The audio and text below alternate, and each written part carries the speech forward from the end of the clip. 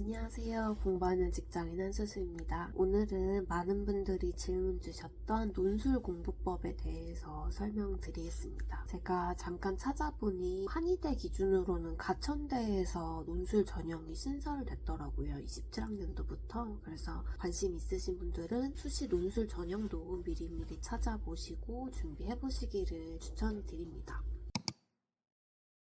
논술 전형을 간략히 설명드리자면 이과생들이 많이 보는 수리논술의 경우에는 거창한 뭔가 논리 정연하게 글을 써야 되고 이런 유형의 시험은 아니에요. 이과 논술은 논설문이라기보다는 고난도 서술형 문제풀이에 가깝다고 보시면 될 것 같습니다. 제가 느끼기로 수리논술은 대체적으로 수능의 수리 영역, 고난도 문제와 유사한 수준이고, 다만 과학논술의 경우는 과탐과는 좀 많이 다른 유형의 문제들이 나와서 대비가 좀 필요할 걸로 생각이 돼요. 보통은 최저 수능 기준이 존재하고 경쟁률은 굉장히 높은 편이긴 한데 최저를 맞추는 인원 비율이 적다고 하니까 이 경쟁률에 너무 쫄거나 겁을 먹으실 필요는 없을 것 같습니다. 본인이 그 학교에서 요구하는 최저 수준의 수능 성적은 나오지만 내신으로는 원하는 대학의 수시를 쓰기 어려운 상황이라면 논술을 한 번쯤 염두에 두시는 걸 추천드립니다.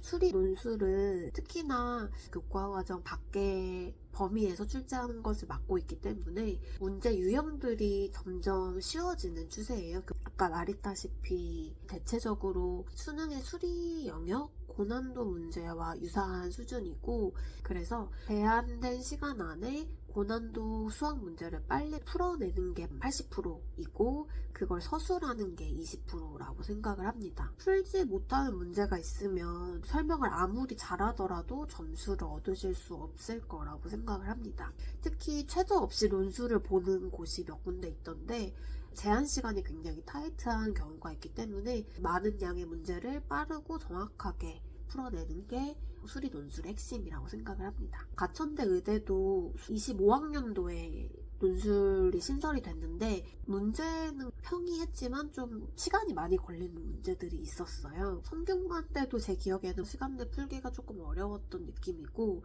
인하대는 문제 유형이 좀 어려운 편이었고, 중앙대랑 경희대는 수능 고난이도 문제를 어려움 없이 풀 수 있는 분이라면 좀 풀만한 유형이 아닐까라고 생각을 합니다. 과학논술은 시행하는 곳이 몇 군데 없습니다. 원래도 과학논술 보는 곳이 드물었지만 점점 더 없어지는 추세이고요. 연세대랑 경희대학교가 대표적인 과학논술 학교였는데 연세대학교 논술 전형이 폐지되면서 경희대와 일부 의학 계열에서 생물학을 필수로 보는 곳만 남고 나머지는 전부 수리 논술만 시행하는 것으로 알고 있고요. 경희대 같은 경우는 물리화학 생물 중에 한 과목을 택해서 문제를 푸는 방식인데, 과학논술의 경우는 과탐과는 좀 많이 다른 유형의 문제들이 나와서 대비가 좀 필요할 걸로 생각이 돼요. 저는 사실 물리를 준비했기 때문에 다른 과목의 난이도는 정확히는 모르겠습니다. 논술 관련된 학원을 다니셨나요? 라는 질문이 많았는데요. 저는 경희대 한의대에 합격하기 전 연도에 한두 달 정도 학원을 다녔었습니다. 수학과 물리 각각 주말에만 다녔었고, 수학은 다양한 기출문제를 다루는 반이었고요. 물리는 시행하는 학교가 많지 않고 가장 큰 시장이 연세대 논술반이어서 그 논술반에 낑겨서 수업을 들었었습니다. 학원을 다니는 게 필수는 아니라고 생각을 해요. 왜냐면 논술의 경우에는 기출문제가 계속 좀 반복되는 경향이 있기 때문에 그 논술 학원에 가더라도 새로 연습 문제를 준다기보다는 과거 기출들을 모아서 실제 논술을 써보는 경험을 쌓을 수 있게 해주거나 첨삭을 해주는 방법으로 수업이 진행이 됐습니다. 그래서 필수는 아니라고 생각하지만 혹시 여건이 되시고 나는 정말 논술에 대해서는 한 번도 접해본 적이 없어 라고 생각하시는 분들은 방학 특강이나 아니면 가까운 논술 학원을 알아보셔서 그 문제 유형과 좀 어떻게 써야 되는지를 한 텀이라도 돌려보시는 것을 추천을 드립니다. 또 많이 질문 주셨던 게 논술을 어떻게 공부하셨나요? 라는 질문인데요. 저는 말씀드렸던 학원을 다니면서 뭐 어떤 식으로 논술을 써야 하는지를 익혔고 기출문제로 공부를 했습니다. 그래서 사실 수능 준비를 하면서는 기출문제를 거의 풀 시간은 없었어요. 원래 목표는 일주일에 한 번은 논술 공부를 하자였는데 실제적으로는 한 달에 한 번도 할까 말까, 그리고 막판으로 갈수록 논술은 거의 손을 대지 않았었습니다. 다만 23년도에 학원을 다니면서 공부를 했던 것과 그리고 뭐 연세대학교는 수능 전에 논술을 봤던 적이 있기 때문에 뭐 연세대학교를 준비하는 하루 이틀 정도, 그리고 수능이 목요일에 끝나면 경희대 논술이 보통 그 주 토요일에 보거든요. 금요일 하루 정도 기출을 정말 여러 번 열심히 풀었습니다.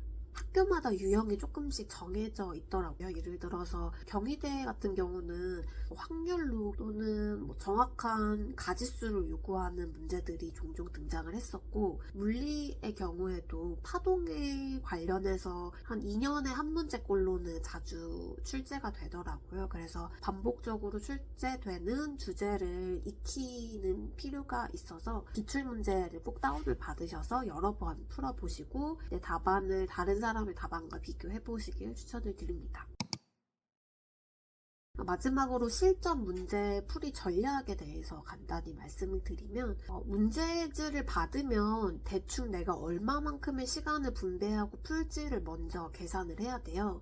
경희대 같은 경우는 수리논술과 과학논술을 합쳐서 보지만 수학이 100점이 조금 더 높은 편입니다. 그래서 수학이 60점, 과학이 40점이라면 저는 시간 분배도 6대4로 분배를 해서 내가 몇 분 안에 수학을 완성을 해야 되고, 그 시간이 지나면 문제를 다 못 풀더라도 일단은 과학으로 넘어간다, 이런 식으로 전략을 세웠었고요. 설명 이런 거는 생각하지 않고 문제를 단순히 풀고 답을 찾는데 굉장히 짧은 시간을 배정해서 순서대로 뭐 5분씩 또는 10분씩 배정을 해서 10분 간격으로 계속 다음 문제도 뛰어 넘어가면서 답을 최대한 빨리 찾는 연습을 했고요. 나머지 시간에는 풀이 방법을 답안지에 쓰는 연습을 했습니다. 답안지에 쓸 때 중요한 건 논술이라고 해서 줄글 형태로 쓴다거나 구구절절 아주 디테일한 부분까지 설명을 하는 거 정말 비추드립니다. 두 가지 이유가 있는데, 첫 번째 이유는 그럴 만한 시간이 없고요. 두 번째 이유는 채점자가 그런 답안을 선호하지 않습니다. 뭐 학원 알바나 다른 경험으로 채점을 해보신 분들은 알겠지만 채점자는 그 수백 장의 답안지를 채점하는 게 굉장히 고역인 일이거든요. 그래서 교수님들이 채점을 하실 때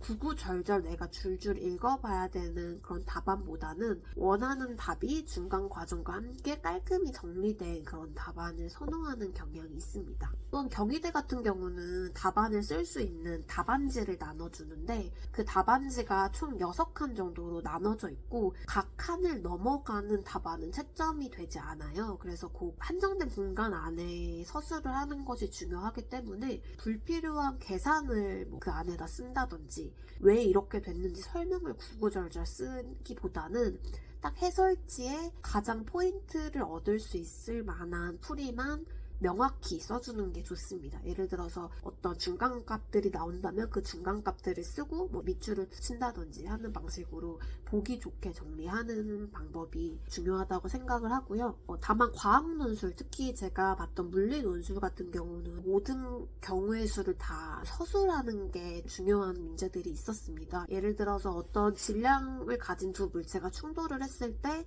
가능한 양상을 서술하시오라고 한다면 질량이 한쪽이 더 클 때, 한쪽이 더 작을 때, 또는 같을 때, 또는 뭐 전압끼리의 반발력을 측정을 할 때 음전화일 때, 양전화일 때, 또는 양전화일 때, 이런 식으로 경우를 나눠서 서술하는 것이 중요하다고 생각합니다. 중간중간에 채점하기 좋은 방정식 이름이나 뭐 법칙명이라든지, 예를 들면 맥스웰 법칙에 의해, 또는 뭐 파동이면은 물질파 드브로의 법칙에 의해, 이런 식으로 법칙의 이름이나 아니면 그래프로 한 번씩 정리를 해주는 거, 어떤 그 교수님들이 보면 이 학생이 정말 이 수식을 알고 썼구나 라는 걸 보여줄 수 있을 만한 간단한 문장들을 써주는 것은 추천을 드리고요.